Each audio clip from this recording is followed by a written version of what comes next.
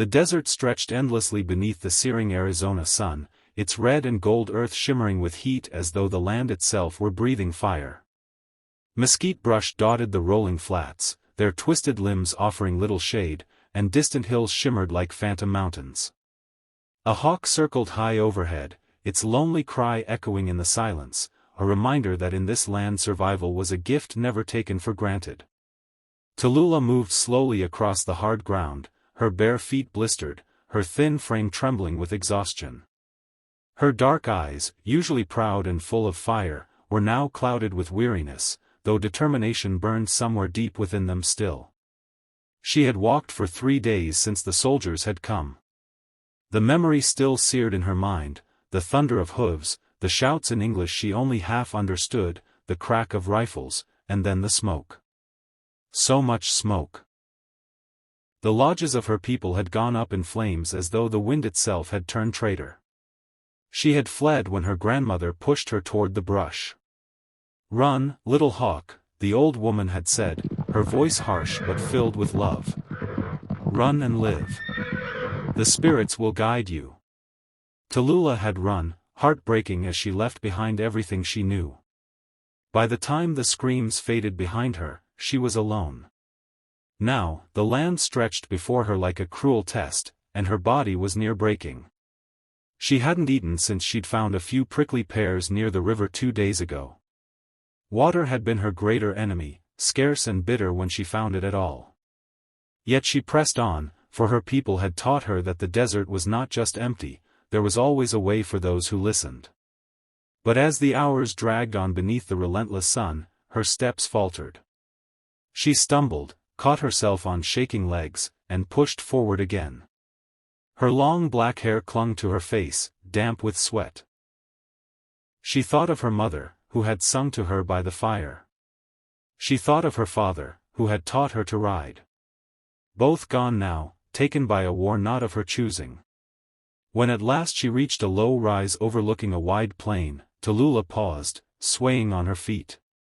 In the distance, she saw something that made her blink: fences. Wooden rails, stretching in neat lines across the earth. And beyond them, a house, small but sturdy, with smoke curling from its chimney. The smell of it, wood smoke mixed with something richer, like meat cooking, reached her even at this distance. Her heart pounded. This was no Apache dwelling. It was a white man's home, the kind her elders warned her of. And yet, what choice did she have? She could not walk much farther. If she did not find food and shelter soon, the desert would claim her. With the last of her strength, she made her way down the rise, her body trembling with each step. John McAllister wiped the sweat from his brow as he leaned against the fence post he had been mending. The sun was low now, turning the land into a canvas of amber and crimson, and the cattle grazed lazily in the pasture beyond.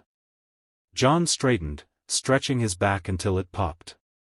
He was a tall man, broad-shouldered, with a frame hardened by years of work under the sun.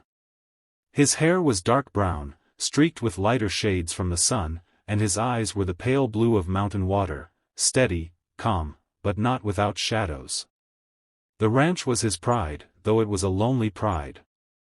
10 years he had spent carving it from the wild, driving fence lines, digging wells, fighting off rustlers and storms alike.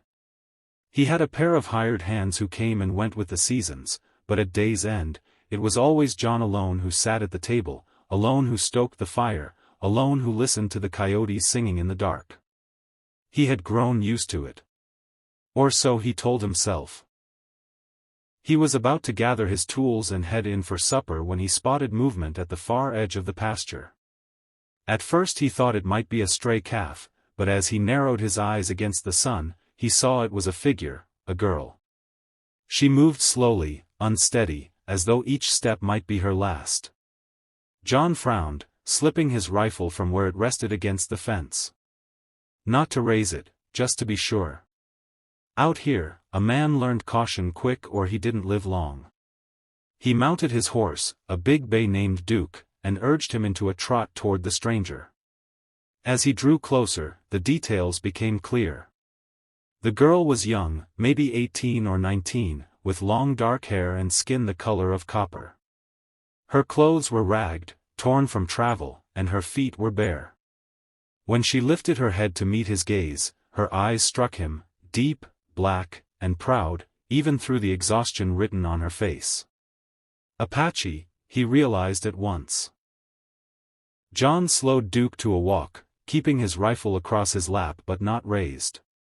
"You lost?" he called, his voice calm but carrying. The girl swayed but did not fall. "No," she said in halting English. Her voice was hoarse, cracked with thirst. Looking for water." John studied her for a moment. He knew the dangers. Apache raids were no stranger to these parts, and more than one rancher had been killed for less than offering kindness. But looking at her, he saw no threat, only desperation. He dismounted slowly, keeping his movement steady, and pulled a canteen from his saddlebag.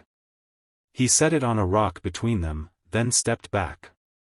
"Water," he said simply. The girl dropped to her knees, seizing the canteen with shaking hands.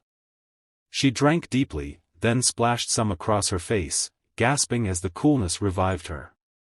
After a long moment, she lowered the canteen and looked up at him again. "You, help me," she said. John nodded once. "Looks like you need it." She hesitated, then added softly, "Talulah." "My name." "John McAllister," he replied. There was a long silence between them, filled only by the sound of the wind in the mesquite. Finally, John sighed. "Come on, then. You look like you haven't eaten in days." He offered his hand to help her up, and after a brief hesitation, she took it. Her fingers were small against his calloused palm, but her grip was surprisingly strong. As he led her back toward the ranch house, John couldn't help but wonder at the strangeness of fate. He hadn't expected company when he woke that morning. And yet, as he glanced at the proud young woman walking beside him, he sensed that his life, quiet, solitary, predictable, was about to change forever.